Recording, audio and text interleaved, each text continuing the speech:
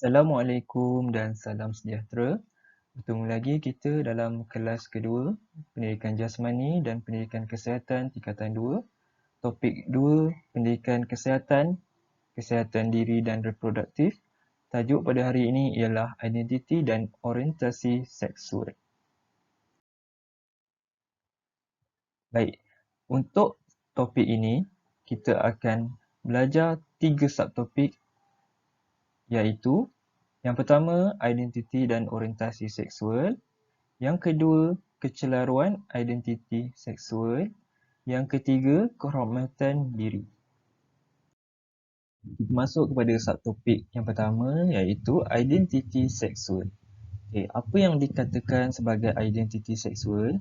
Identiti seksual ni bermaksud personaliti diri seseorang individu sebagai lelaki ataupun perempuan.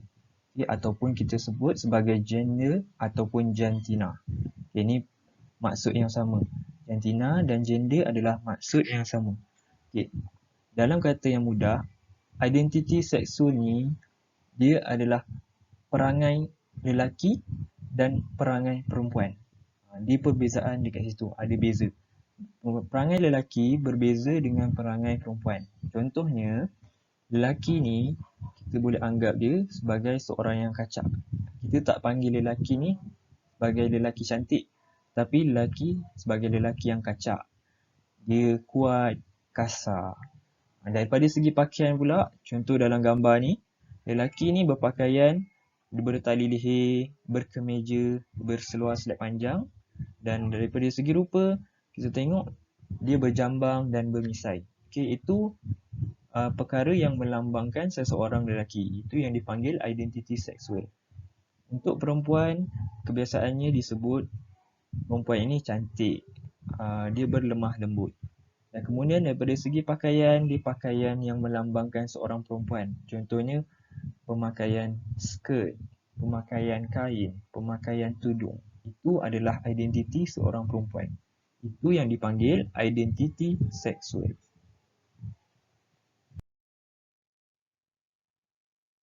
Kita masuk kepada subtopik yang kedua, iaitu orientasi seksual. Orientasi seksual bermaksud kecenderungan identiti personal terhadap seksual tertentu. Maksud orientasi seksual secara mudahnya adalah bagaimana tarikan seseorang terhadap seseorang yang lain. Sama ada yang sama jantina ataupun yang berlainan jantina. Kita tengok ada 3 jenis orientasi seksual. Ingat, ada 3 jenis orientasi seksual. Yang pertama ialah heteroseksual. Heteroseksual ni adalah tarikan seksual terhadap pasangan yang berlainan jantina.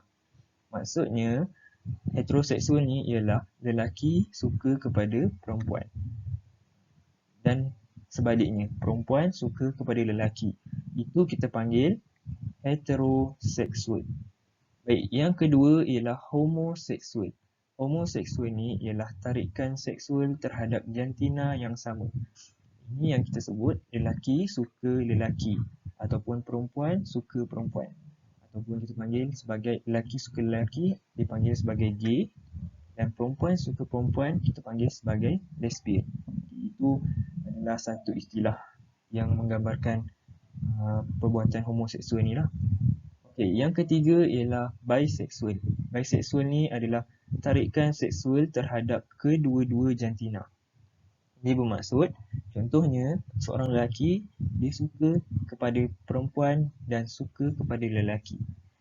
Begitu juga kepada perempuan, perempuan suka kepada lelaki dan suka juga kepada perempuan. Itu yang dipanggil bisexual. Seterusnya kita masuk kepada subtopik kecelaruan identiti seksual. Terdapat setengah individu mengalami kecelaruan identiti seksual. Apa yang dimaksudkan dengan kecelaruan identiti ini? Lelaki ingin menjadi cantik dan perempuan ingin menjadi tampan. Dalam erti kata yang mudah, seorang lelaki ingin menjadi seperti seorang perempuan. Dia berpakaian seperti seorang perempuan. Dia bergaya dan bercakap seperti seorang perempuan. Dan begitu juga perempuan ingin menjadi seperti seorang lelaki. dia berpakaian, dia bergaya dan dia berjalan seperti seorang lelaki.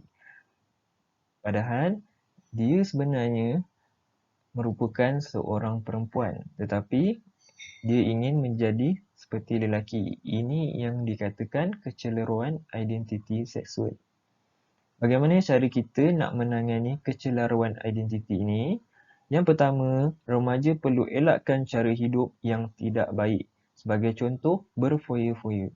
Berfoya-foya bermaksud dia sering melakukan perbuatan yang boleh membuang waktu, perbuatan yang sia-sia. Yang kedua, elakkan terpengaruh dengan rakan-rakan yang tidak berakhlak. Yang ketiga, elakkan menggunakan media sosial untuk perkara-perkara yang negatif, perkara-perkara yang tidak elok. Dan yang keempat, ibu bapa perlu memberi ajaran agama dan moral yang cukup kepada anak-anak. Dengan ajaran agama dan moral yang cukup, ia akan membolehkan anak-anak ini memilih sama ada perkara ini benar atau tidak. Yang ibu bapa juga perlu memantau anak-anak dengan siapa mereka berkawan. Ibu bapa perlu tahu siapa nama kawan yang berkawan dengan anak-anak mereka, apa perangai dia, dan ini akan membantu ibu bapa dalam menangani kecelaruan identiti yang sering berlaku kepada remaja. Seterusnya kita masuk kepada subtopik yang ketiga, iaitu kehormatan diri. Kehormatan diri berkait dengan kebersihan, keselamatan dan kesihatan diri. Untuk keselamatan diri, pastikan kita pakai pakaian yang tidak mencolok mata. Bermaksud, kita perlu pakai pakaian yang sopan dan sesuai apabila berjumpa dengan orang ramai. Yang kedua, kebersihan diri. Kita perlu sentiasa pakai pakaian yang bersih dan sesuai. Yang ketiga, kesihatan diri. Elakkan berkongsi pakaian dan tuala, sikat ataupun berus gigi dengan orang lain. Ini bagi memastikan kita dapat menjamin kesihatan diri kita dan kebersihan. Sekaligus kita dapat menjaga keselamatan diri kita daripada pelbagai ancaman penyakit ataupun mara bahaya.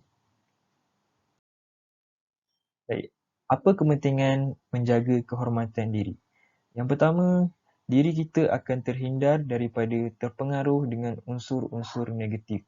Sebagai contoh, gejala-gejala negatif yang tidak baik.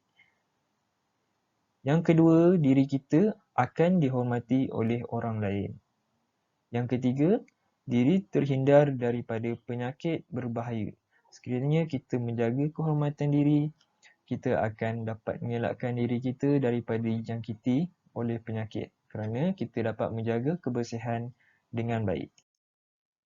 Baik, apa akibat jika kita tidak menjaga kehormatan diri? Yang pertama, maruah diri, nama baik akan tercela dan dia akan menyebabkan malu.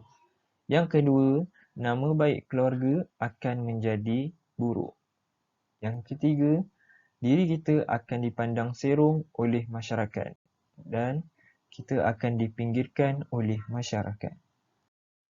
Baik, akhir kata daripada saya, jagalah maruah diri dan maruah keluarga kita. Ini kerana jika kita tidak menjaga maruah diri kita, siapa lagi yang akan menjaga maruah diri dan keluarga kita? Kitalah yang perlu menjaga nama baik keluarga. Baik, sekian, terima kasih daripada saya. Jumpa di kelas yang seterusnya dan jangan lupa jawab latihan yang saya akan berikan di Telegram. Assalamualaikum dan selamat sejahtera.